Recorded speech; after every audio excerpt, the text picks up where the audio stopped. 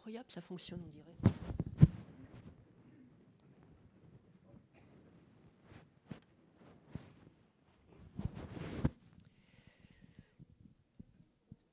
Permettez-moi d'abord de vous dire à tous Tachedile. En tibétain, ce terme Tachedile qu'on traduit parfois par vœu, en réalité c'est un terme qui est intraduisible. Parce que ça inclut toutes les idées qui peuvent être bonnes, bénéfiques, de bon augure, etc. Bon, disons que ce qui se rapproche le plus, effectivement, c'est des bons vœux, mais en fait, il faut essayer d'élargir encore un petit peu plus ça. Et on ne le dit pas uniquement en tant que terme d'adresse, mais ça peut être également comme une invocation. Pour que toutes les conditions favorables se réunissent. Donc, si vous voulez, puissent toutes les conditions favorables et propices se réunir pour chacun d'entre vous et pour tout le monde. Ben, c'est courageux et gentil à vous d'être là par ce beau dimanche de juin qui nous rafraîchit agréablement après les chaleurs du mois de mai. Et je suppose que parmi vous, il y a un certain nombre de messieurs qui sont papas, donc je leur souhaite une excellente fête des pères et merci à vous pour tout ce que vous faites. Et puis après tout, il n'y a pas de raison d'être en reste puisque pour les mamans, c'était il n'y a pas si longtemps. Ben, je leur souhaite aussi une bonne fête avec un peu de retard, mais le cœur y est. Et pour en venir à notre sujet, pour voir un petit peu comment nous allons l'aborder, je vais d'abord vous poser une question un petit peu indiscrète. Parmi vous, est-ce qu'il y a des personnes qui découvrent un peu le bouddhisme, c'est-à-dire pour lesquelles la pensée bouddhiste n'est pas très familière? Est-ce que vous pourriez à ce moment-là lever la main pour que je vois s'il faut... D'accord. Merci.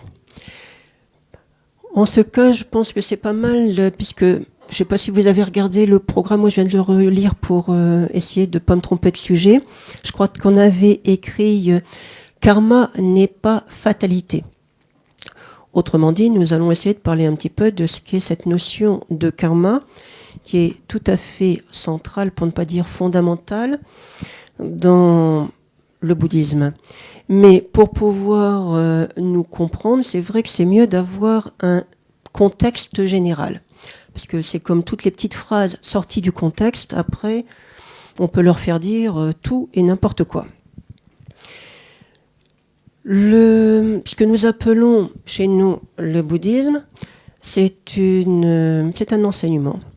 C'est une méthode, même on pourrait dire, qui a été exposée par quelqu'un que nous appelons le Bouddha Shakyamuni, et qui a vécu il y a un bon 2600 ans en arrière. Et ce qui est particulier dans cette voie du bouddhisme, dont on se demande toujours parfois est-ce que c'est vraiment une religion, est-ce que c'est une philosophie, est-ce que c'est un art de vivre, finalement qu'est-ce que c'est? C'est tout de toute manière. Mais c'est avant tout donc l'expérience de quelqu'un. C'est-à-dire que c'est vrai que c'est très différent de ce dont nous avons l'habitude en Occident, dans la mesure où ça ne remplit pas les critères des religions qui étaient implantées depuis très longtemps chez nous. En effet, le bouddhisme n'est pas une religion révélée. Ça n'est pas non plus une religion théiste. C'est-à-dire que le bouddhisme ne se réfère pas à l'idée de Dieu et d'un Dieu créateur. Et alors on se demande, qu'est-ce qui reste comme religion là-dedans? C'est en fait là toute la problématique. Ce qui en reste, c'est que le bouddhisme s'intéresse aux grandes questions que sont la vie et la mort, ce qui peut nous arriver après la mort, qui a quand même tout un aspect métaphysique, qui a un aspect manifestement religieux, je suis là pour l'illustrer. Et donc c'est de ce point de vue-là que quand même on peut tout à fait admettre que le bouddhisme soit bel et bien une religion, mais atypique, pas partout dans le monde, atypique pour nous, vu notre culture d'origine. Et En fait, ce qui est également amusant, si on peut dire, c'est que ça n'est pas une doctrine qui aurait été conçue intellectuellement par quelqu'un. En fait, le Bouddha est quelqu'un qui a opéré des prises de conscience à propos des grandes questions de la vie et de la mort, c'est-à-dire la maladie, le vieillissement, la mort, etc. Et à partir de là, il est entré dans une quête spirituelle qui lui a permis d'obtenir un certain nombre de réponses et surtout d'expériences. Et ce que l'on appelle le bouddhisme, c'est avant tout donc une expérience qui ensuite a été décrite par celui qui l'avait faite. Ça n'est donc pas des renseignements de seconde main. Et c'est un côté très pratique, très pragmatique, parce que le Bouddha dit, bon, voilà ce que j'ai vu, ce dont je me suis dit que c'était pas acceptable. J'ai cherché des solutions. Il peut y en avoir d'autres, mais en tout cas, moi, j'ai trouvé celle-là. Et donc, après, à vous de voir si vous avez les mêmes interrogations et si vous avez envie de faire un essai, pourquoi pas. Mais dans la mesure où c'est vraiment une expérience, c'est également pour cela que le Bouddha n'a jamais dit que c'était la vérité avec un V majuscule. Ça n'est pas un absolu, c'est plutôt un chemin qui, en plus, doit être adapté à chacun.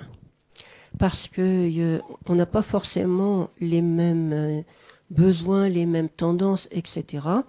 Et donc, ce qui est bon pour l'un n'est pas forcément bon pour l'autre. On le voit bien et pour l'alimentation et pour les traitements médicaux. Ça n'est pas parce qu'un médicament est bien qu'il est bien pour tout le monde. Ça n'est pas parce qu'un aliment est savoureux qu'il est opportun pour tout le monde. Après, ça dépend du terrain. Et dans le bouddhisme, c'est ce qu'on va dire, c'est-à-dire que ça dépend du terrain, du moment. Et de là l'importance, selon le bouddhisme, qu'il y ait tant et tant de diversité, plusieurs religions, plusieurs cheminements possibles, parce qu'il est bien qu'il y ait un choix pour que chacun puisse trouver là où il va se sentir à l'aise. Et en ce qui concerne donc l'expérience et la voie qui a suivi le Bouddha, bon, c'est vrai que le Bouddha n'est pas non plus parti de zéro. Et il est né à Lumbini, à l'époque c'était en territoire indien, même si aujourd'hui c'est politiquement en territoire népalais. Donc toujours est-il qu'il était baigné dans la culture indienne de son époque qui était extrêmement riche à tous les points de vue. C'est-à-dire tant sur le plan scientifique, si on peut dire, que sur le plan spirituel.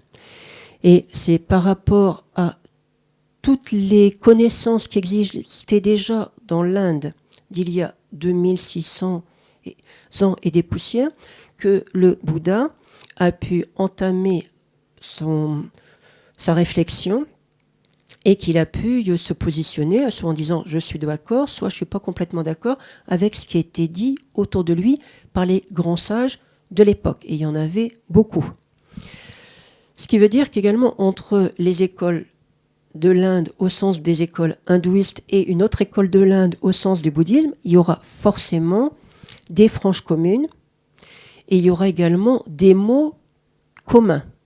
Mais c'est un peu comme chez nous, quand on passe d'une école philosophique à une autre, un même mot ne va pas forcément être pris avec le même sens. Et c'est le cas du terme karma, qui est un mot qui a cours en Inde, donc et chez les bouddhistes et chez les non-bouddhistes, mais pas forcément avec les mêmes connotations. Donc après, il ne s'agit pas de dire que les uns ont raison et les autres tort, non, c'est une question de choix, c'est une question de convention, et chacun est libre ensuite de voir quelles seront les conventions qu'il reprendrait à son compte, mais par contre, pour réfléchir par rapport à un système, il faut évidemment connaître les clés, les codes de son système, sinon ça ne veut plus rien dire. Donc c'est un petit peu pour s'amuser à ça que nous sommes là ce matin, et donc essayer de voir comment va être envisagé le terme de karma, pas en Inde en général, mais chez les bouddhistes en particulier, parce que ce même terme de karma pourrait avoir d'autres connotations dans d'autres traditions de l'Inde. Et ça, c'est un point important. Surtout, vous, notre sujet, karma n'est pas fatalité. Donc, premièrement, pour un autre point important dans l'enseignement du Bouddha, pour que nous arrivions à nous comprendre également à propos de la notion de karma, c'est non seulement il n'y a pas cette référence à un Dieu qui serait créateur, mais on admet également, on envisage qu'il y a le passage d'une vie à une autre. C'est-à-dire qu'il n'y aurait pas une seule et unique vie, l'actuelle, mais selon le bouddhisme, en fait, ce que nous pourrions appeler notre continuum de conscience passerait d'une vie à une autre et pourrait donc également et dire, il y aurait quand même, ça ne serait jamais exactement la même chose, ça n'arrête pas de changer d'instant en instant, mais il y a quand même un fil directeur. Et de la même manière que quand nous arrivons à 60, 70, 80, 90 ans, nous pouvons récolter le fruit de ce que nous avons semé lorsque nous étions jeunes et enfants. Par exemple, si nous avons une certaine hygiène de vie, nous avons quand même un petit peu plus de chances d'être en relative bonne santé quand nous serons un peu plus âgés.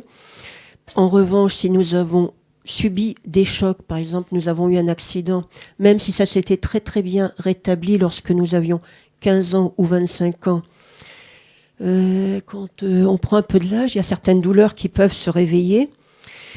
Donc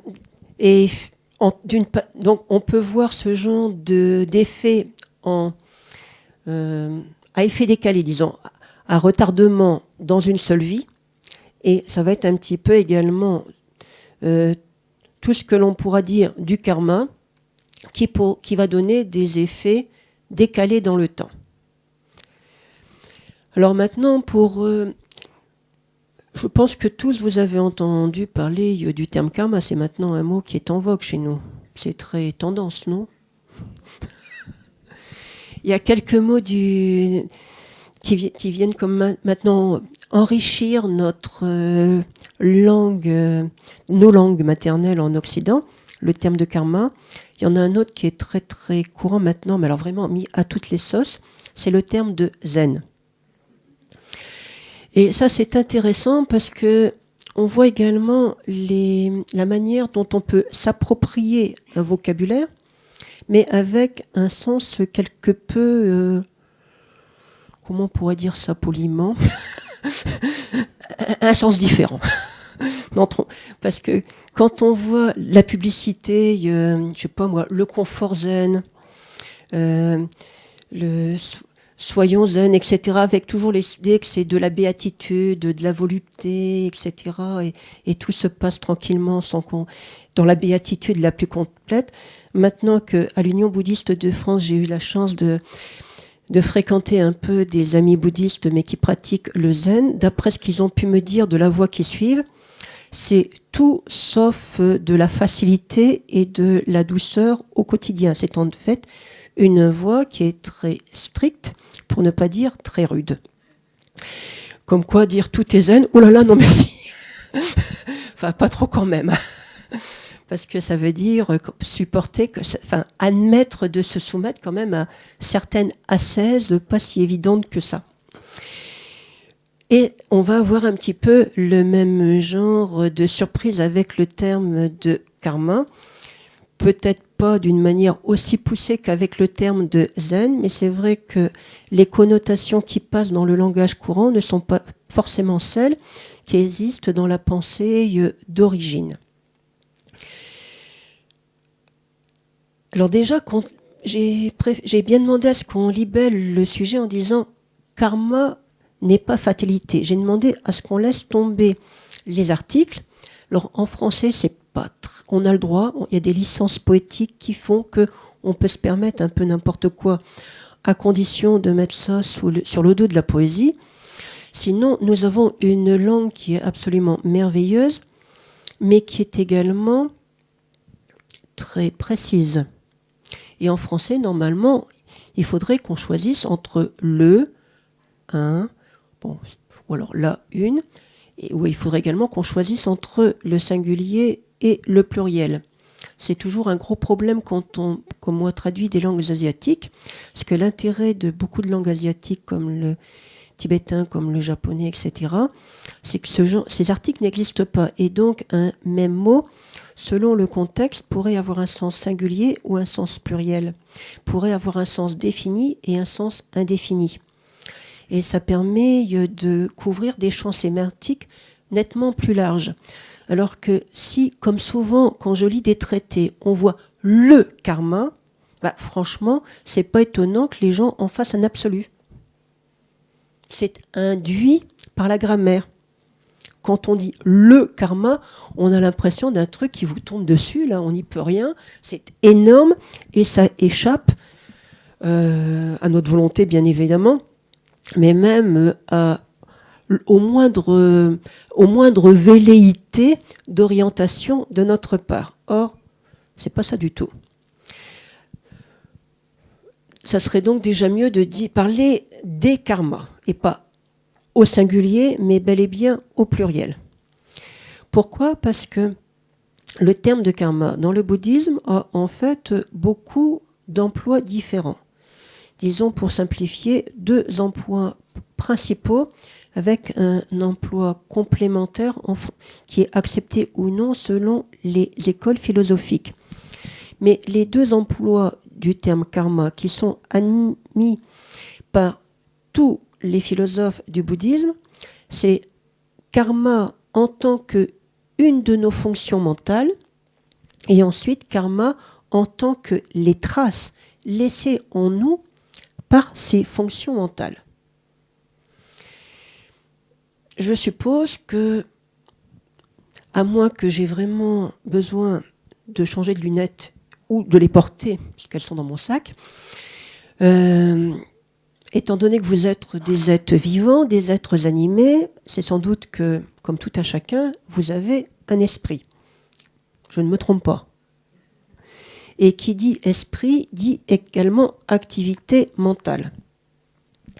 Est-ce que vous avez l'impression qu'il arriverait que en nous, l'activité mentale puisse cesser durant notre vie? Qu'est-ce que vous en pensez? Est-ce que vous pensez que c'est possible ou pas que l'activité mentale marque un temps d'arrêt alors que nous sommes en vie?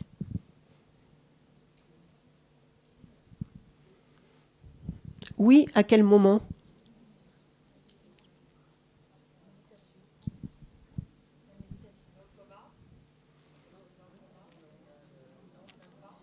Dans le coma? C'est un petit peu la même chose que dans le sommeil profond, mais est-ce que parce qu'on n'a pas de souvenir, ça veut dire qu'il n'y a pas eu d'activité mentale? Méditation, la méditation est une activité mentale, par excellence.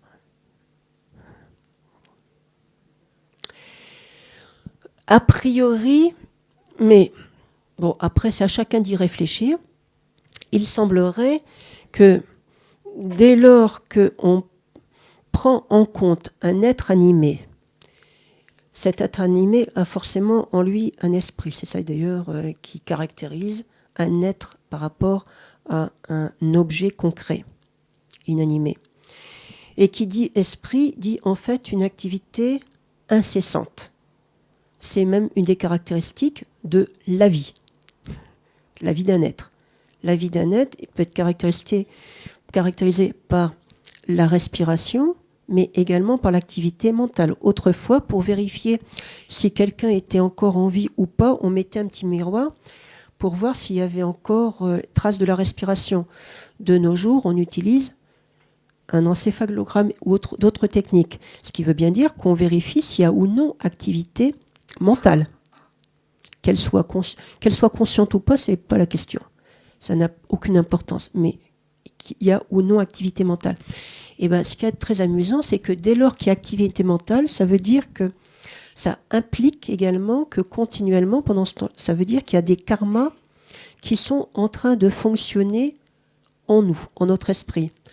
Parce que toute activité mentale, que pour simplifier, on pourrait appeler des perceptions, que ces perceptions soient ensuite entraîne ou non des compréhensions, des connaissances, là n'est pas non plus le problème, mais qui dit activité mentale dit un certain type de perception, et qui dit perception dit également la participation, pas forcément de toutes les composantes de notre esprit, mais au moins d'un certain nombre.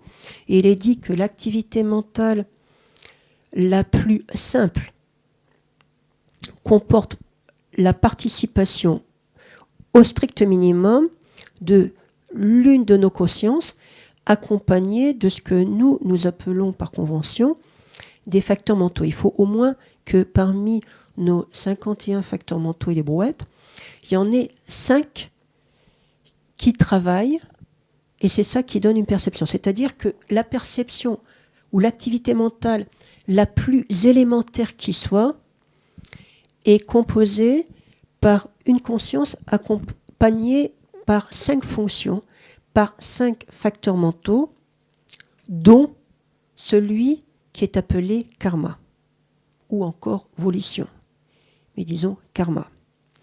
Or, comme l'activité mentale ne cesse pas en nous, ça veut dire que ce que l'on appelle, ce facteur du karma, des karmas sont en nous continuellement à l'œuvre, jour et nuit, à chaque instant de notre vie.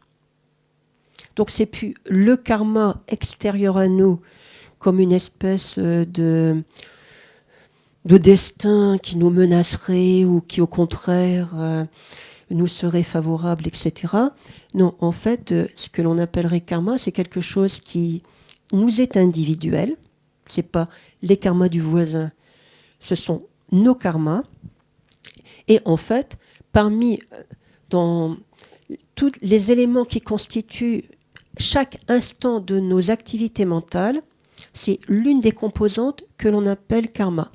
Et chacune des fonctions, chacun des facteurs nécessaires à toute activité mentale, chacun a sa propre finalité. Parmi eux, par exemple, il y a la sensation. Parce qu'à chaque fois qu'il y a activité mentale en nous, à chaque fois qu'il y a perception, il y a forcément des objets qui vont être pris en compte par cette perception.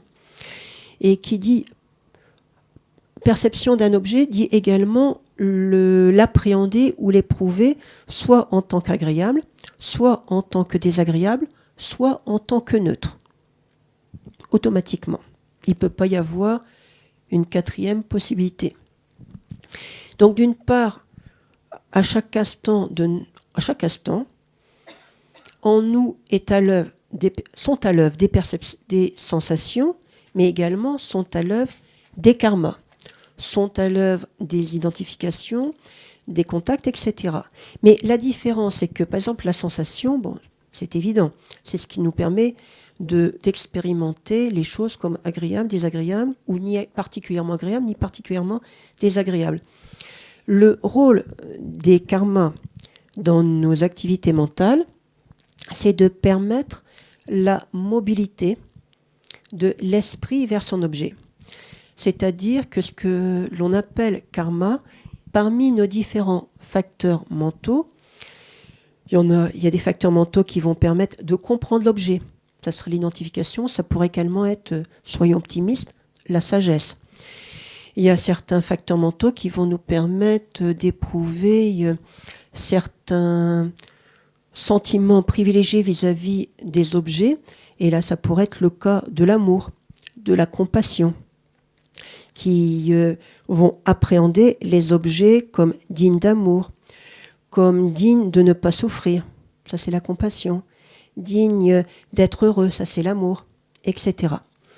Et le karma dans tout ça, les karmas, disons, c'est ce qui permet à notre esprit de se diriger vers tel et tel objet. Or, peut-être on va faire un petit essai, ça sera plus clair. On va prendre 2-3 secondes. Essayez pendant 2-3 secondes de simplement vous installer confortablement, d'essayer de vous concentrer sur votre respiration, le double mouvement expiration et inspiration. Et ce qui va être amusant, c'est essayer également de vérifier si votre attention est docile. C'est-à-dire, est-ce que vous arrivez bien à concentrer votre esprit sur le double mouvement de la respiration, ou est-ce que votre esprit encore a tendance à joyeusement aller errer de ci, de là?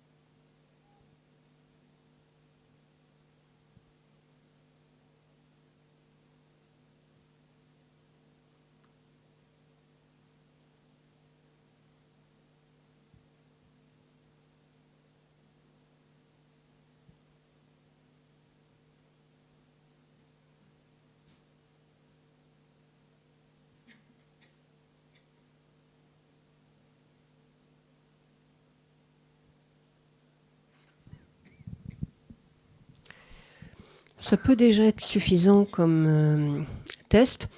Alors, est-ce que vous avez été parfaitement concentré pendant ces quelques secondes? C'est-à-dire, est-ce que, en tout et pour tout, vous n'avez véritablement suivi mentalement que le double mouvement de la respiration? Si certains d'entre vous y arrivaient, merci de le signaler, j'aimerais bien lui demander des cours. Parce que c'est pas si évident que ça. Et à part les gens bien entraînés, hors entraînement, pas simplement intensif, c'est pas le problème, mais surtout hors entraînement fréquent et surtout très régulier, normalement quand on essaye comme ça à brûle pour point, en plus de se concentrer sur un objet même relativement simple comme la respiration, on s'aperçoit que l'esprit il est incroyablement dynamique. Vous trouvez pas? C'est incroyable ce qu'il peut faire en si peu de temps. Et tout ce qu'il arrive à faire, c'est grâce à des karmas. Et je ne sais pas, j'aurais dû également peut-être préciser la façon d'observer ces quelques instants d'essai de concentration, mais souvent là, toutes les choses prennent comme plus de clarté, c'est-à-dire qu'il y a des choses qu'on ne voit pas, qu'on va voir. Il y a des points auxquels on ne pensait pas, qui étaient complètement sortis de notre pensée, et c'est là que nous allons nous souvenir que nous avons des papiers à renvoyer, quelque chose qui a une instance, etc. Enfin, il y a plein de souvenirs qui remontent. Mais également, on entend beaucoup mieux les sons. Il suffit d'essayer de se concentrer, et c'est incroyable ce que les sons, le moindre son peut devenir gênant. Les odeurs, tout ça, ça prend comme plus d'acuité. Et ce qui veut dire que, en fait, à un seul instant, nous arrivons à avoir plusieurs perceptions en même temps. Nous ne pouvons pas avoir plusieurs perceptions strictement, disons, conceptuelles en même temps, mais nous pouvons très bien simultanément, d'ailleurs, il suffit d'ouvrir un poste de télé pour en faire, ou un ordinateur pour en faire le test également, nous pouvons simultanément voir, écouter, sentir, et même un peu, là c'est plus dur, même un peu penser. Or, ce sont là autant d'activités mentales qui peuvent être concomitantes, mais qui sont quand même différentes les unes des autres. Et pour chacune d'entre elles, il y a un facteur mental du karma qui doit accompagner la conscience correspondante. Selon le bouddhisme, notre esprit recouvre, enfin ce qu'on appelle l'esprit, recouvre toutes les composantes mentales, dont 6 consciences, les 5 consciences sensorielles, visuelles, auditives, olfactives, gustatives et tactiles, plus la conscience mentale. Et pour que chacune d'entre elles puisse fonctionner, elle a à chaque fois besoin du concours au strict minimum des 5 facteurs nécessaires, que nous on appelle les 5 facteurs omniprésents. C'est-à-dire que lorsque nous avons en même temps plusieurs perceptions, plusieurs activités mentales, ça veut dire qu'en nous, il n'y a pas un karma en tant que fonction mentale qui est à l'œuvre, mais plusieurs. il va y avoir un karma qui va accompagner notre perception visuelle, il va y avoir un karma pour notre perception auditive, il peut y avoir, si c'est le cas, un karma pour notre perception olfactive. Nous pouvons très bien être en train de déguster un bonbon au chocolat en même temps, ou un parfum, pas de problème. Il y aura également un karma pour accompagner la perception gustative que nous en avons. Et si en même temps nous sommes en train de réfléchir, soit à ce que nous voyons, entendons ou dégustons, soit tout à fait autre chose, eh bien il y a également un karma. Et qu'est-ce qui permet, n'oublions pas ce qui a été dit, le karma, ce qu'on appelle karma, c'est parmi nos facteurs mentaux, le facteur mental qui permet à notre esprit ou à certaines de ses composantes de se diriger vers tel et tel objet. Or, lorsque nous avons plusieurs perceptions en même temps, les objets ne sont pas les mêmes. Pour notre perception visuelle, l'objet, c'est la forme et la couleur. Donc, il faut bien qu'avec notre conscience visuelle, il y ait un karma qui l'oriente à ce moment-là vers la forme et la couleur de cet objet. Mais supposons que l'objet pris en compte soit... qu'est-ce que ça pourrait bien être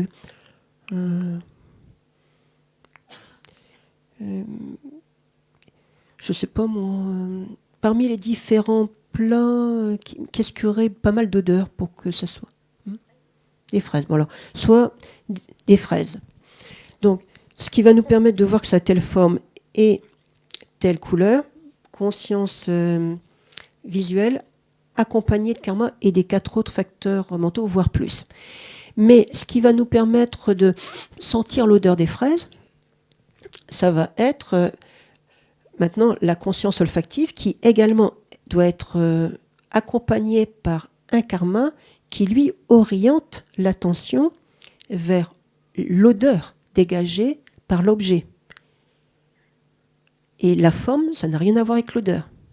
Et si en même temps nous les touchons, ça peut arriver, de toute façon il y a bien un moment où il faut les toucher, ces fraises, pour les mettre dans la bouche. Pareil, il va y avoir également un karma qui va accompagner notre conscience tactile. C'est-à-dire que pour un acte aussi simple que de choisir des fraises et de les prendre pour les porter à la bouche, donc on va déjà quand même les regarder pour ne pas prendre celles qui sont pourries, mais plutôt celles qui ont l'air encore à peu près en bon état, malgré le temps orageux. Et ben ça veut dire qu'en fait, nous avons une activité qui peut être décomposée, qui est très complexe, beaucoup plus complexe que nous le croyons, qui fait appel à plusieurs de nos consciences, et chacune de nos consciences étant obligatoirement accompagnée d'un certain nombre de facteurs mentaux, y compris des karmas. C'est dire que ce qu'on appelle karma, donc premièrement, c'est de nature mentale, dans un premier temps. En plus, ça n'arrête pas. Ça se produit continuellement en nous, et il peut y avoir jusqu'à 6 karmas de nature mentale en train d'agir en nous d'une manière concomitante. Et ce, à chaque instant, vraiment à chaque instant. Donc, ça veut dire qu'il y a également un côté extrêmement... Enfin, c'est très productif. Parce que ce qui se passe également, c'est que nos perceptions, malgré tout, en général, elles sont relativement brèves. Nous n'en sommes peut-être pas encore à des points de concentration tels que nous arrivions à maintenir une seule et même perception. Une seule et même perception, ça veut dire une perception qui appréhenderait un objet similaire d'une manière similaire pendant une longue période. Pour le moment, cette longue période est quand même encore pour nous assez brève. Un des buts de la concentration et de la méditation, c'est d'arriver à prolonger cette durée-là. En assouplissant notre esprit, il ne s'agit pas d'y inventer des facultés que l'esprit n'aurait pas, il s'agirait de l'entraîner pour tirer mieux parti de ses facultés. Mais disons que d'ordinaire, la plupart de nos perceptions sont brèves. Mais vous avez tous entendu parler de l'effet papillon. On retrouve cet effet ici, c'est-à-dire que, selon le bouddhisme, la moindre de nos perceptions, quand elle disparaît, laisse quand même des traces en nous. La perception, d'un point de vue global, mais également chacune de ses composantes. C'est-à-dire que chaque karma utilisé dans le cas d'une certaine perception, quand cette perception s'arrête, ce karma particulier qui prend fin ne s'évanouit pas sans laisser de traces, il laisse des traces en nous. Des traces que l'on appelle également des potentialités, car ultérieurement, elles vont pouvoir donner des résultats. Et quel genre de résultats vont-elles donner ? Bon, d'une part, elles vont pouvoir, en tant que cause consubstantielle, permettre à de nouveaux karmas de réapparaître, mais également en tant que condition complémentaire. Ce sont tous ces karmas dont nous nous serions imprégnés depuis, selon le bouddhisme, depuis des temps sans commencement, mais même si on n'admet qu'une seule vie, en tout cas depuis notre conception. Donc rien que dans ce cadre d'une vie, ça fait quand même déjà pas mal. Ce sont ces potentialités qui, entre autres effets, connoteraient nos sensations. C'est-à-dire que le fait que nos sensations par rapport à un objet soient agréables, désagréables ou neutres, au fond, ça ne dépend pas, selon le bouddhisme, tellement de l'objet. L'objet, à la limite, il est là pour stimuler, mais la connotation que nous ressentons serait avant tout résultat des karmas parmi nous, des karmas présents en nous qui, à ce moment-là, rencontrant les conditions favorables, viendraient à maturité et donneraient leurs résultats. Et c'est comme ça que dans le bouddhisme, on explique que placé devant un seul et même objet objectif, plusieurs personnes ne vont pas du tout le ressentir de la même manière, et même nous, à titre personnel, selon le moment, nous n'allons pas non plus l'appréhender de la même manière. Il peut tout à fait... Imaginons les réactions que pourrait provoquer en nous.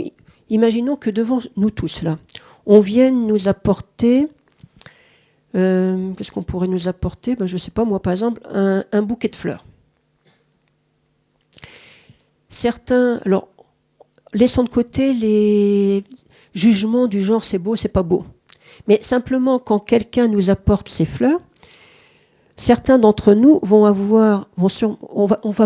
ça va forcément provoquer en nous des sensations. Dès lors que nous avons la perception visuelle d'un quelconque objet, y compris de fleurs, cette perception comporte forcément des sensations. Et les sensations, elles ne peuvent qu'être agréables, désagréables ou neutres. Et nous, habituellement, nous avons l'impression que si la vue de tel bouquet de fleurs nous emplit de plaisir ou déclenche un déplaisir ou alors nous laisse complètement froid, ça vient des fleurs. Selon le bouddhisme, non, ça vient de nos karmas. De nos karmas, non plus de nature mentale, mais des potentialités dont nous étions porteurs, qui font que lorsque nous sommes en présence de ce genre de stimuli, certains karmas, arrivent à maturité, et nous réagissons d'une manière qui, au fond, n'a pas grand-chose à voir avec les fleurs. Et c'est pour ça que certains jours, nous aimons quelque chose et que les autres jours, nous ne les aimons pas. Alors évidemment, ce n'est pas une manière non plus de nous défausser de toute responsabilité en disant « Mais écoute, on se sépare, je ne t'aime plus, c'est pas de ma faute, c'est mes karmas. » C'est trop facile, ça. Trop facile. Parce qu'il ne faut pas oublier que les karmas en question, c'est nous qui les créons. Et en fait, c'est là tout l'intérêt de la chose, et c'est de ce point de vue-là que ce n'est pas du tout une fatalité, dans la mesure où nos karmas sont effectivement avant tout des orientations qui sont données à notre esprit, mais finalement quand même un peu de notre propre gré. Il n'apporterait que, et c'est tout le but d'ailleurs de la pratique et de la méditation, d'essayer d'orienter nos perceptions pas vers des objets positifs, parce que les objets, en fait, ils sont neutres. N'importe quel objet est neutre. Mais d'orienter nos perceptions, quel que soit l'objet pris en compte, de l'orienter d'une manière positive. Pour vous donner un exemple, quelqu'un qui est considéré par la société comme abominable, comme un criminel, un fiefé criminel. Bon, on ne va pas dire que c'est un objet positif, habituellement, mais on peut très bien avoir une perception, elle, orientée d'une manière positive vers cet être même qui aurait commis des crimes épouvantables. Et la façon positive de le regarder, ça serait, selon le bouddhisme, de voir qu'il est sans doute digne de compassion, qu'il avait sans doute des raisons pour agir de cette manière, et qu'il faut peut-être le protéger contre lui de la même manière qu'il faut protéger la société contre ses actes. Mais c'est-à-dire que, au lieu de regarder un criminel avec un esprit empli de haine, d'aversion, de rancœur, de malveillance, tout en se disant, on pourrait avoir l'œil du médecin, l'œil d'un thérapeute, en disant, au fond, c'est avant tout un malade. Le Bouddha disait que les êtres ordinaires sont en fait tous des personnes, tous des êtres affligés, affectés par des maladies chroniques qui sont l'ignorance, l'attachement et l'aversion. Ce sont des maladies, et des maladies, vaudrait mieux les soigner. Donc il ne s'agit pas de dire c'est une maladie, donc la personne n'est pas responsable, elle n'y peut rien, pas grave. Mais si, c'est grave. C'est grave pour la personne et c'est grave pour les autres, parce qu'en plus c'est contagieux. Donc non, il ne s'agit pas d'accepter et de ne rien faire, mais avec une autre vision des choses. Et ce qui va faire que notre esprit va être orienté vers cet objet plutôt que tel autre, et de telle ou telle manière, ça va être notamment ce qu'on appelle karma. Le karma lui-même n'est ni sagesse, ni amour, ni compassion, ni d'ailleurs attachement, ni aversion, mais ce facteur du karma oriente notre attention vers tel et tel objet, et en fonction de l'impulsion qui va être donnée, ça va pouvoir également entraîner le déclenchement, soit plutôt d'autres facteurs mentaux positifs de notre esprit, soit de facteurs de notre esprit très négatifs. Et de même coup, l'accompagnement va donner également une nature bien particulière au karma du moment.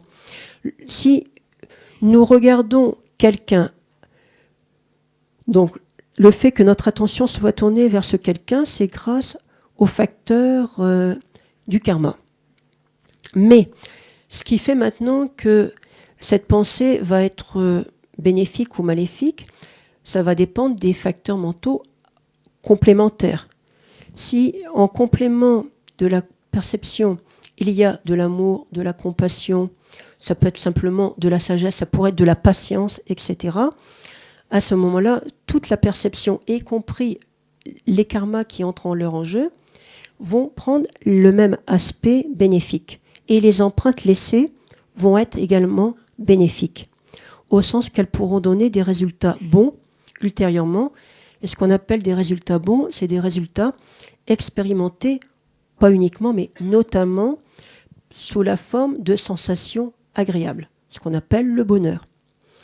Inversement, lorsque notre attention est attirée par un certain objet, mais sous un angle mauvais, c'est-à-dire que les facteurs mentaux du karma, à ce moment-là, orientent notre attention, notre esprit, vers un certain objet, mais en étant accompagné par de la haine, par de la malveillance, ça pourrait être de la jalousie, ça pourrait être un tas d'autres, de l'égoïsme, ça pourrait être de l'avarice, etc. Tout prend cette même connotation, et du coup, quand la perception prend fin, les karmas qui cessent d'avoir une nature mentale laissent des traces, des empreintes, des potentialités, mais ces potentialités également ont cette connotation plutôt mauvaise. Et selon le bouddhisme, c'est ça qui ultérieurement va connoter nos sensations et les rendre plutôt désagréables. Et c'est à ce moment-là que nous allons ressentir des souffrances. Puis il y a des moments où c'est neutre.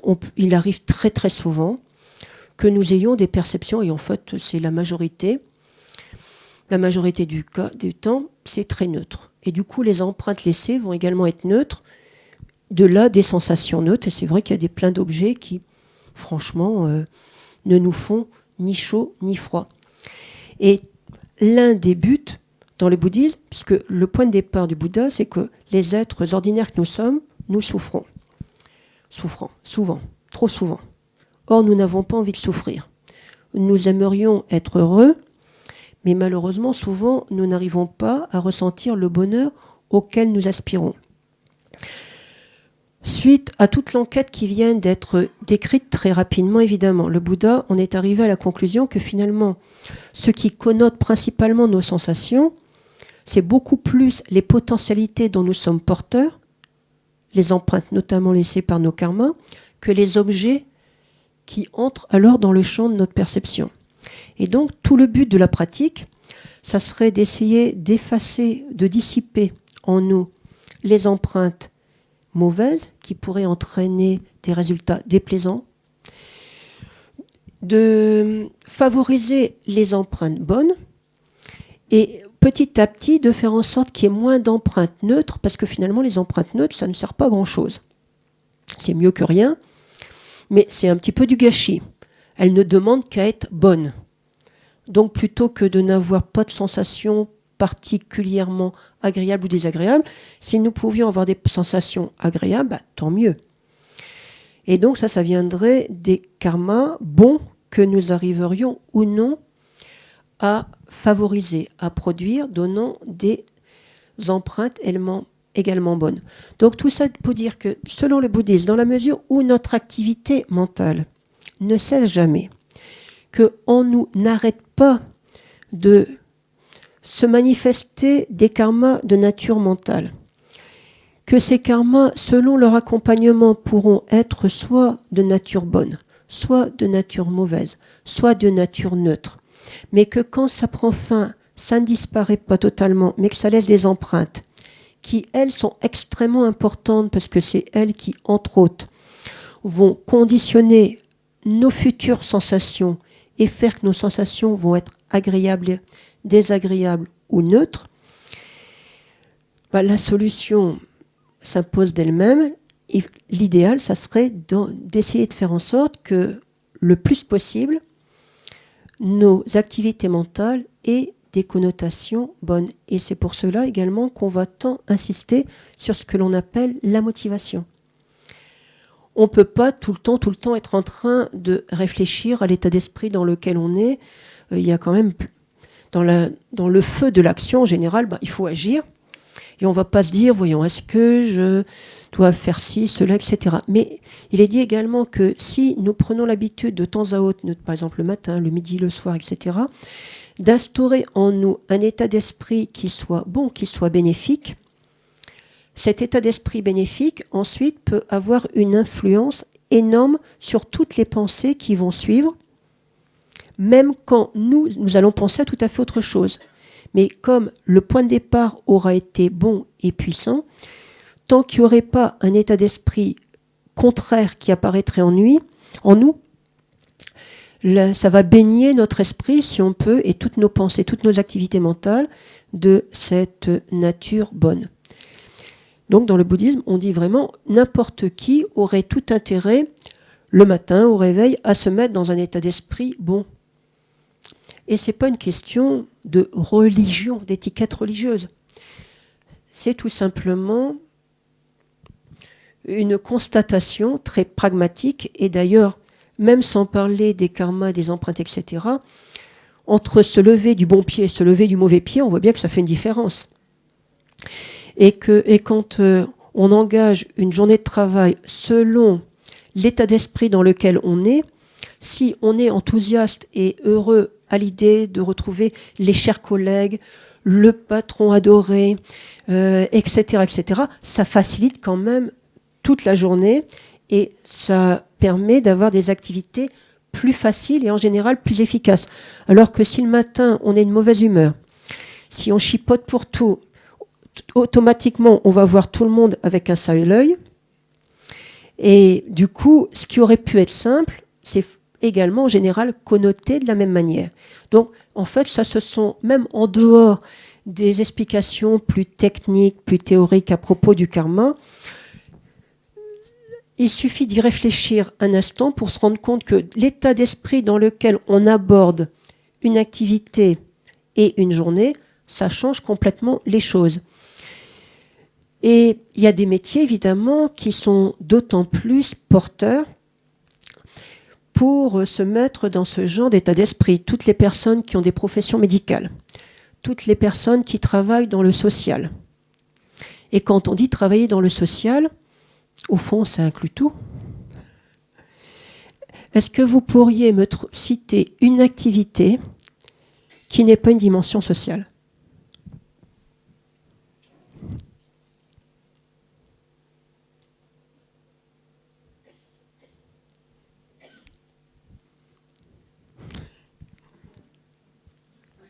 Comment ? Comment ? Et pourquoi c'est pas social ?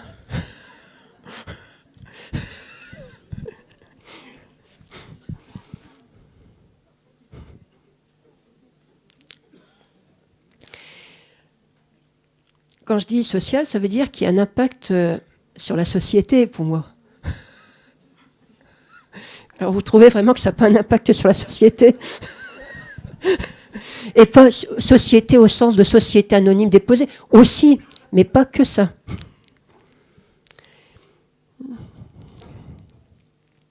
Et même au travers de ça, on peut tout à fait essayer d'agir pour faire le bien des autres.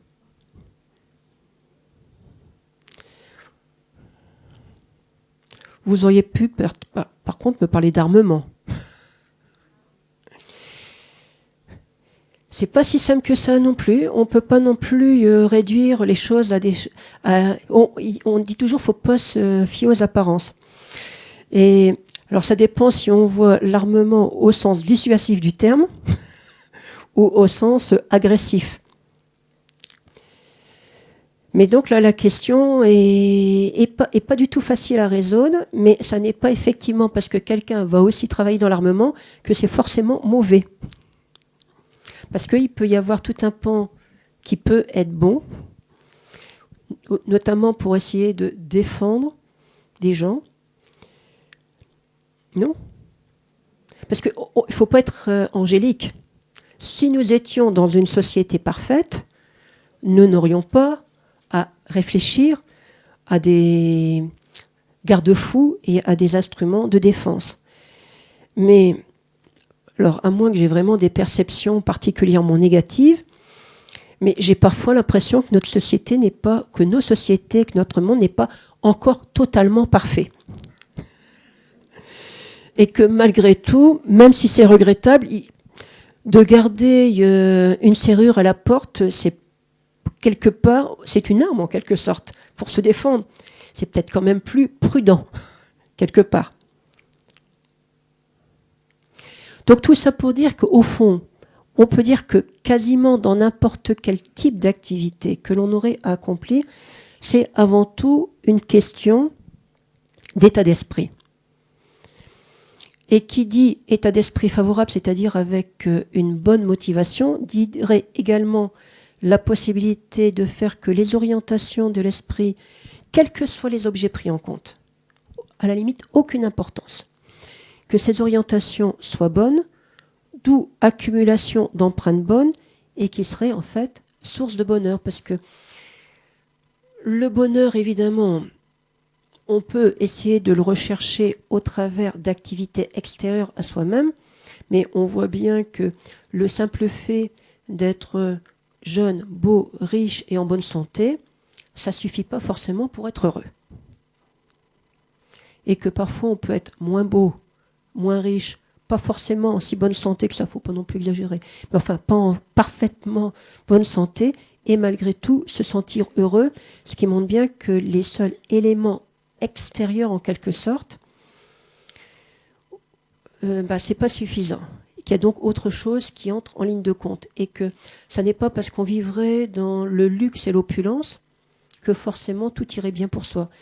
Alors, la misère extrême, c'est certainement pas un facteur de bonheur, il ne faut quand même pas pousser non plus mes mères dans les orties.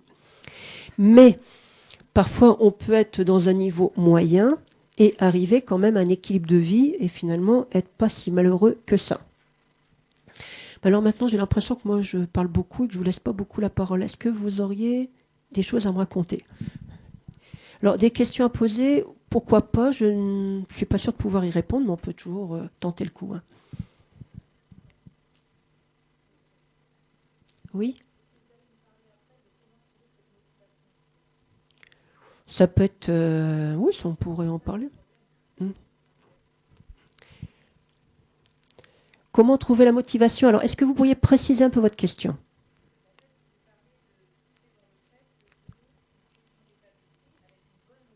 Oui.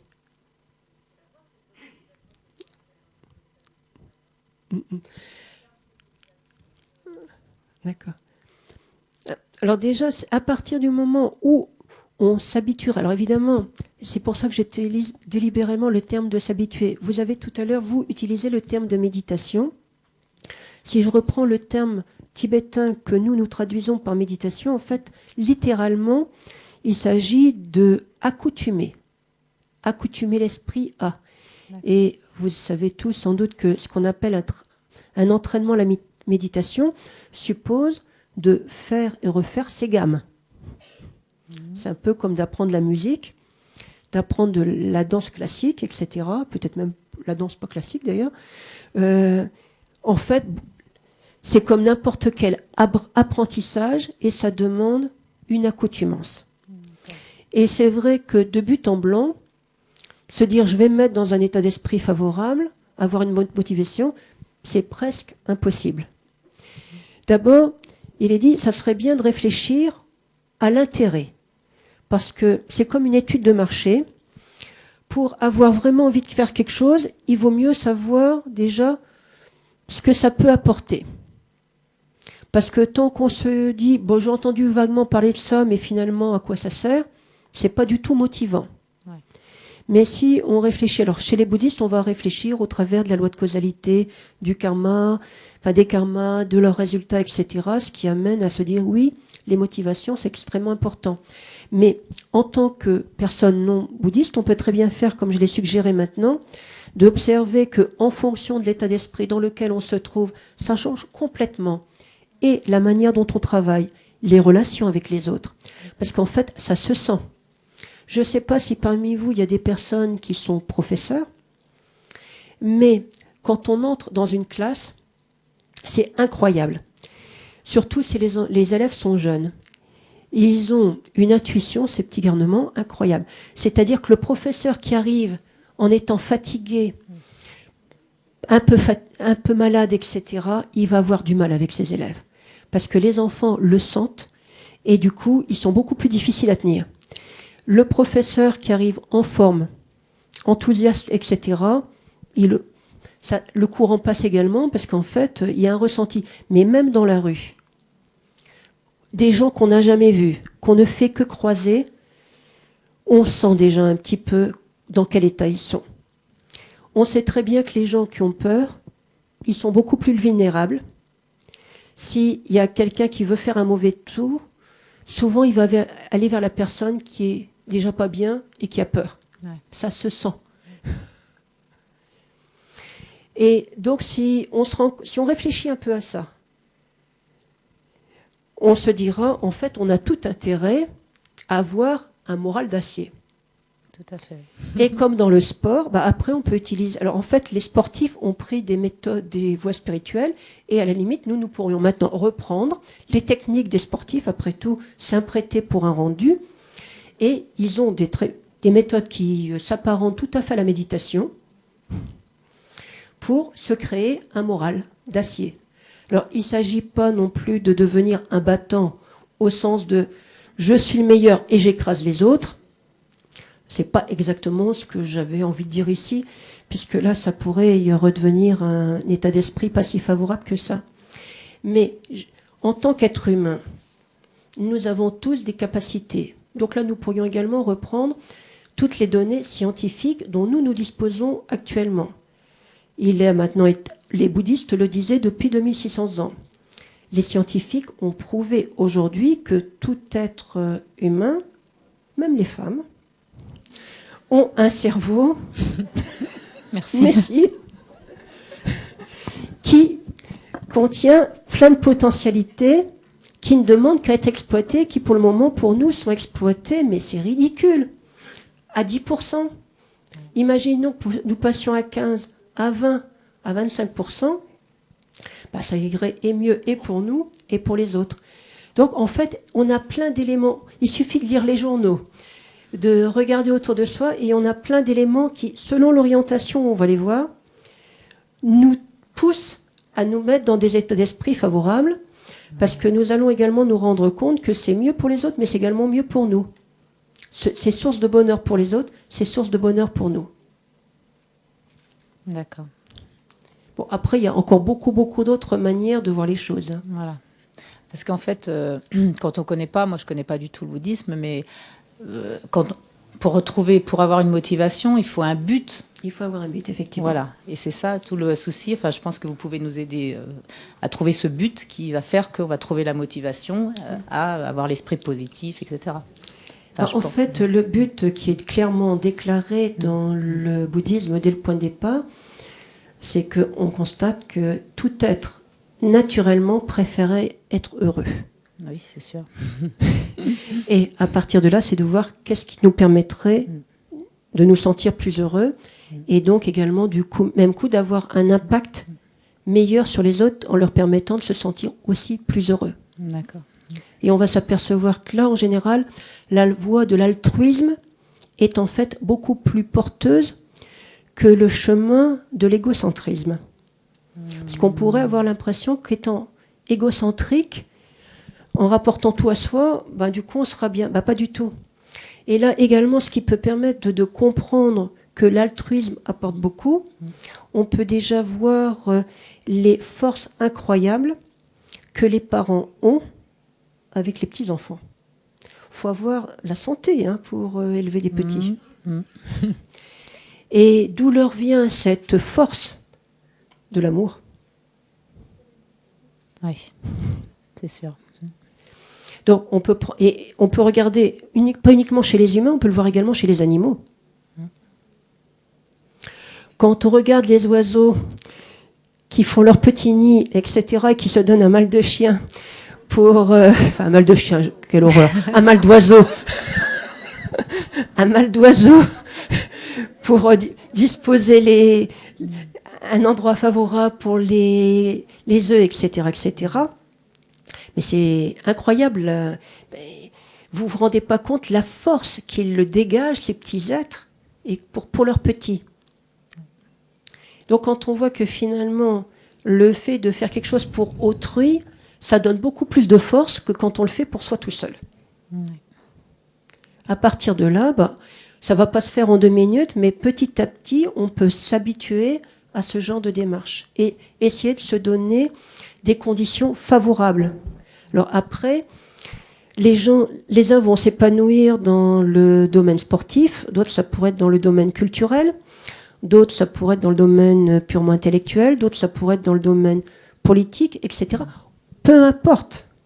L'important, c'est de trouver un endroit où on puisse épanouir les qualités dont on est porteur. D'accord. Merci. Est-ce qu'il y aurait d'autres questions ? L'attention de celles et ceux qui suivent le webcast nous rappelle que vous avez la possibilité, si vous vous branchez sur le chat, de poser des questions que nous nous efforcerons de relayer auprès de Marie-Stella. Merci. Et après ? C'est une vraie question. C'est une vraie question. Et c'est vrai que si on pouvait s'en passer, qu'est-ce que ce serait bien ? Maintenant, est-ce que le monde est tel qu'on puisse s'en passer ? Mais quel karma ça fait aux gens qui conçoivent des armes Ça dépend de leur motivation. Ça dépend de leur motivation. C'est-à-dire qu'on peut tout à fait avoir l'air d'être un saint et ne pas l'être. On peut avoir l'air d'être quelqu'un de pas si sain que ça et finalement avoir un état d'esprit bien meilleur que les apparences ne le laissent croire.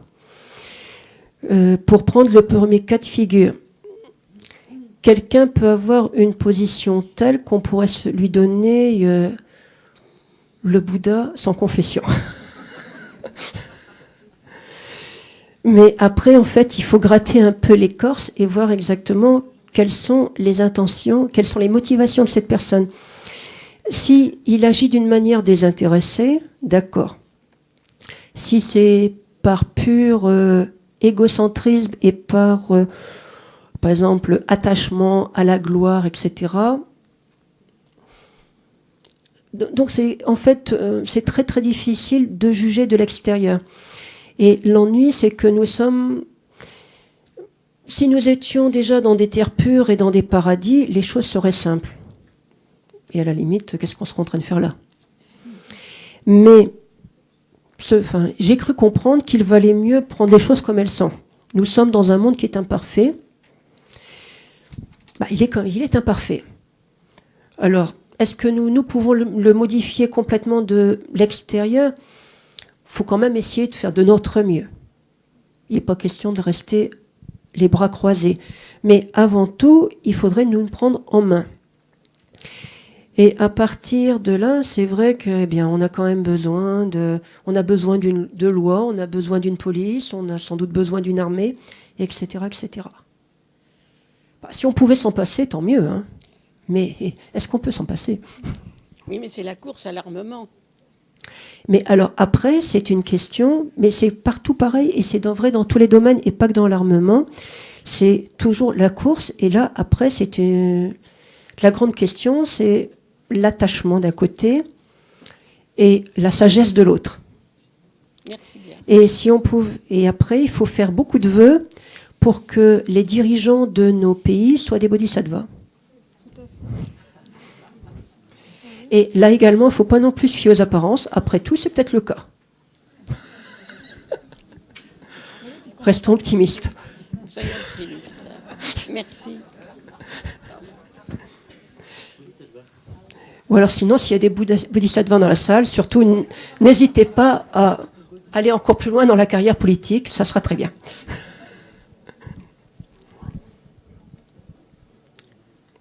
D'autres questions? Oui. Dans la religion bouddhiste, comment considère-t-on l'humain vis-à-vis des autres espèces animales? Alors du fait du passage d'une vie à l'autre, c'est vrai qu'on va considérer qu'il y a 6 classes d'êtres, donc y compris les humains, y compris les dévas, les déités, y compris ce qu'on appelle les animaux. Et habituellement, on va considérer que l'intérêt d'une naissance humaine, c'est que les êtres humains disposent d'une physiologie telle, avec un certain cerveau, qui leur permet également de faire se manifester des facultés de l'esprit que tous les êtres ont d'une manière potentielle, mais avec des supports de vie qui ne sont pas forcément favorables pour l'exploitation de ces potentialités.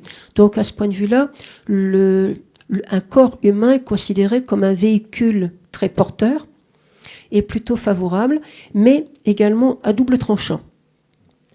C'est-à-dire que soit un être humain aurait les capacités d'agir très bien, mais il a également la capacité d'agir très mal. Donc je dirais pas que c'est quitte ou double quand on prend une naissance humaine, mais pas loin. D'accord. Et dans le cadre de la réincarnation, est-ce que la réincarnation se fait toujours d'un humain vers une forme humaine ou animale ou végétale? Alors, selon le bouddhisme, déjà le monde végétal ne serait pas mis parmi les êtres animés, sachant ceci dit que c'est parfois extrêmement difficile de faire de l'extérieur la distinction entre ce qui serait purement végétal et ce qui serait animal au sens large. L'être humain, finalement, appartenant au règne animal, c'est-à-dire des êtres animés. En revanche, non, selon le bouddhisme, et là il y a d'autres écoles qui pourraient voir les choses autrement, mais ce qui déterminerait nos prochaines renaissances, ce serait effectivement certains karmas dont nous serions porteurs et qui arriveraient au moment de donner leur résultat à la fin de notre vie. Et selon que ces karmas soient bons ou mauvais, ça pourrait nous orienter soit vers des renaissances favorables, par exemple comme être humain, soit vers des renaissances moins favorables, comme un animal. Et il n'y a pas que les karmas qui déterminent le type de renaissance. Après, il y a d'autres empreintes en nous Comme je vous disais, nos perceptions sont complexes et chacune des composantes laisse des empreintes. Donc, si nous faisons acte de générosité, ça laisse des empreintes. Si nous faisons preuve d'égoïsme, ça laisse des empreintes. Si nous faisons preuve d'amour, ça laisse des empreintes, etc. Et donc, les empreintes laissées par la générosité, ça donnerait comme résultat le fait de se retrouver dans un environnement matériel favorable, confortable. Mais tous les humains ne sont pas dans un environnement matériel favorable. Il y a des animaux qui, par contre, vivent dans le confort. Vous avez qu'à venir voir la chatte chez moi. Donc, elle, par exemple, elle bénéficie manifestement des résultats, enfin selon le bouddhisme, hein, d'empreintes laissées par une grande générosité antérieure, et elle continue à l'être parce qu'elle n'arrête pas de me ramener des petites souris vivantes comme cadeau. C'est très gentil à elle, mais bon, bref, enfin c'est quand même acte de générosité, elle fait ce qu'elle peut. Hein. Elle me les amène vivantes. Enfin, il y en a d'autres qu'elle laisse dehors, je ne sais pas trop ce qu'elle fait, hein, je n'ai pas été voir. Mais donc tout ça c'est complexe, mais effectivement c'est pas forcément humain à humain, selon nous. Hein. Mais sachant également que ce qu'on dit dans le bouddhisme, c'est une vision des choses. Après, c'est à chacun de réfléchir et on n'est pas obligé forcément. Il n'a jamais été dit que c'était la seule vérité. Hein.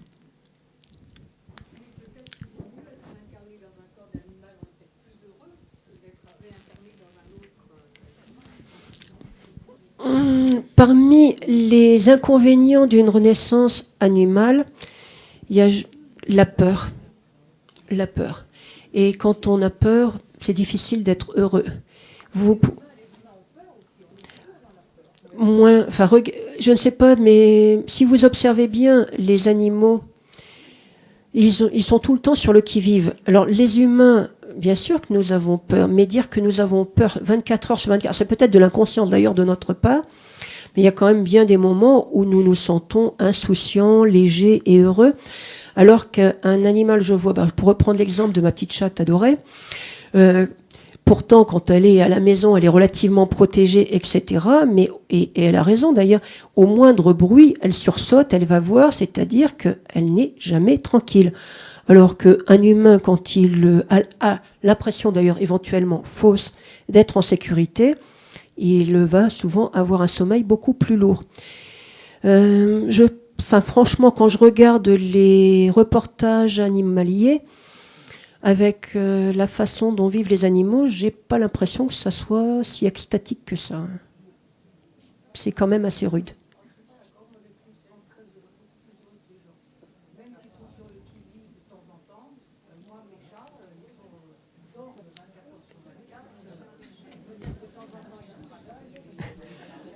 Ah bah, faudra que j'aille voir chez vous comment vous faites, parce que...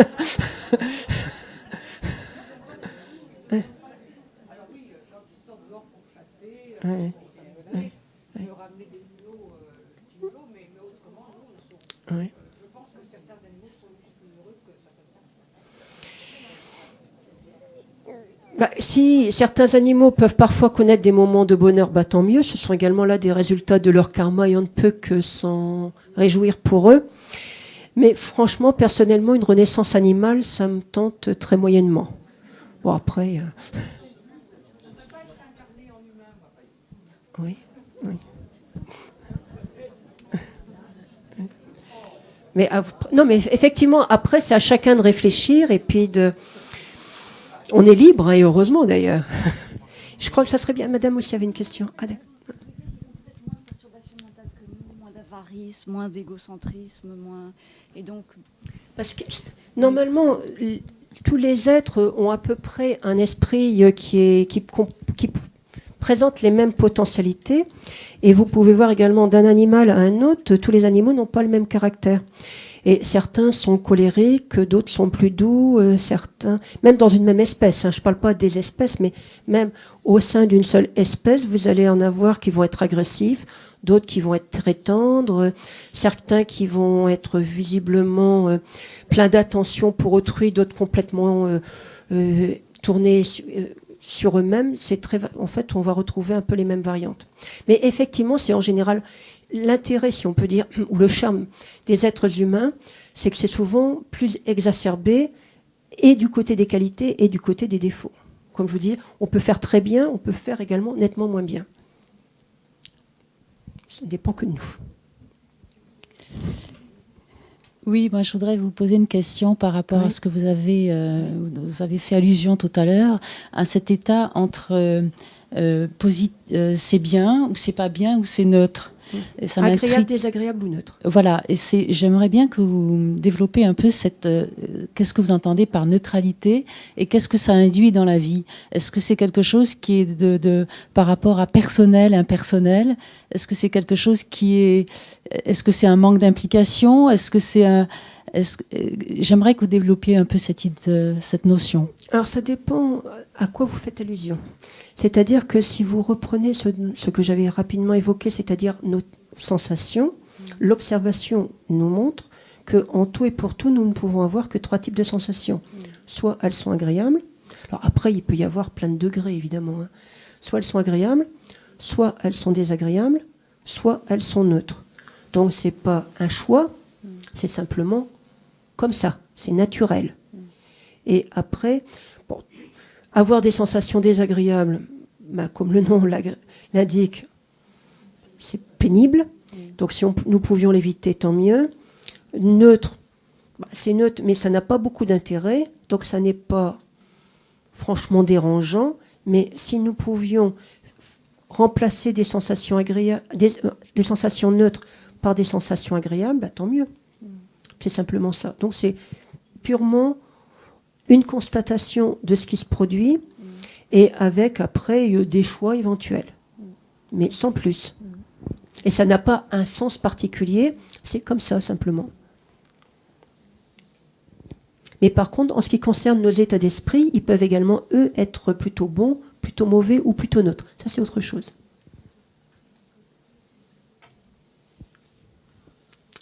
Bon, habituellement, dans le bouddhisme, on va considérer que quelque chose est bien ou bon quand ça peut avoir des résultats bénéfiques pour autrui ou pour soi-même. Mauvais, c'est ce qui risquerait d'avoir des résultats désagréables pour autrui ou pour soi-même. Et neutre, c'est ce qui ne donnerait pas l'un ou l'autre des 2 types de résultats, ni pour autrui, ni pour soi-même. Sachant qu'après, pour faire la part des choses, parce qu'évidemment, il vaut mieux à ce moment-là privilégier le long terme sur le court terme, le grand nombre sur le petit nombre, etc. Parce que quelque chose, effectivement, peut être apparemment bien pour une personne, mais si c'est mauvais pour la société, à ce moment-là, on va considérer que ce n'est pas si bon que ça. Par contre, quelque chose peut être bon pour la société, mais pas si bien que ça pour une personne. L'impôt sur la fortune, enfin je ne sais plus. À ce moment-là, on pourrait considérer que finalement...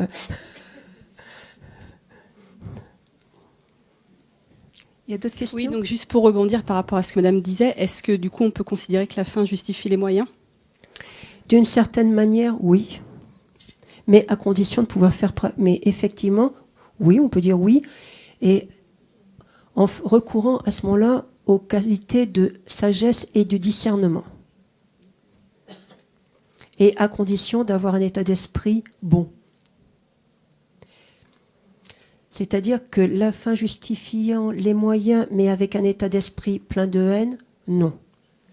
La fin justifiant les moyens, mais avec un état d'esprit dénué de sagesse et de discernement, très très dangereux. Donc, à un certain point de vue, oui, mais à condition d'utiliser un certain nombre de qualités, dont notre esprit est porteur. Et là, bon, on le dit souvent d'une année sur l'autre, c'est tout l'art de l'éducation, où il va falloir parfois faire preuve de fermeté, mais avec discernement, etc.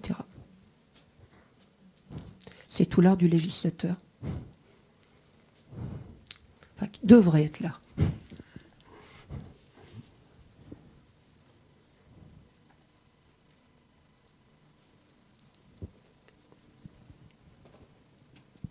Une dernière question, puis après... Alors, je voudrais... bon, ça paraît un peu simpliste, mais bon, je me lance. Si vous pouviez résumer en un mot, j'ai envie de dire, ce chemin si spirituel, si beau, est-ce que vous pourriez parler d'amour, mais attention, amour inconditionnel, universel, en gros, hein. Est-ce que ça peut résumer ça? Puisque finalement, tout ce que j'entends me laisse penser à... Par exemple, quand on ressent, mettons, je sais pas, un exemple, une vengeance, une haine au boulot, n'importe où, pof, mettre l'amour.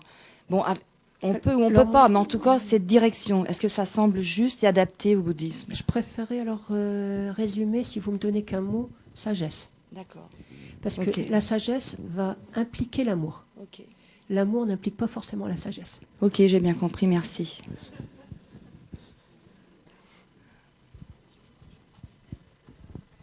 Ben, peut-être nous allons nous arrêter là. Donc pour résumer, de toute manière, après, ben, chacun fait ce qu'il peut et surtout ce qu'il veut. Mais par rapport à tout ce que ces notions de karma que nous avons pu évoquer un petit peu pendant cette heure ou presque heure et demie, c'est en lien évidemment avec deux autres notions très importantes du bouddhisme, la causalité et l'interdépendance des choses. Et réfléchir en termes de causalité et réfléchir en termes d'interdépendance, en fait, c'est extrêmement intéressant. On n'est pas du tout obligé de le mettre dans un contexte strictement religieux et spirituel, parce que de toute façon, ce sont là des lois naturelles, tout simplement. Mais si on arrive à bien voir les phénomènes qui se produisent en termes de causalité et sous l'angle de l'interdépendance, là, on en revient à ce à quoi on faisait allusion, c'est-à-dire que la sagesse, ça serait de faire preuve, sinon d'amour, en tout cas de respect. De respect de soi, de respect de l'autre, et donc de respect de l'environnement. On va peut-être rester là sur ce programme. Très belle journée à vous. Au revoir et merci.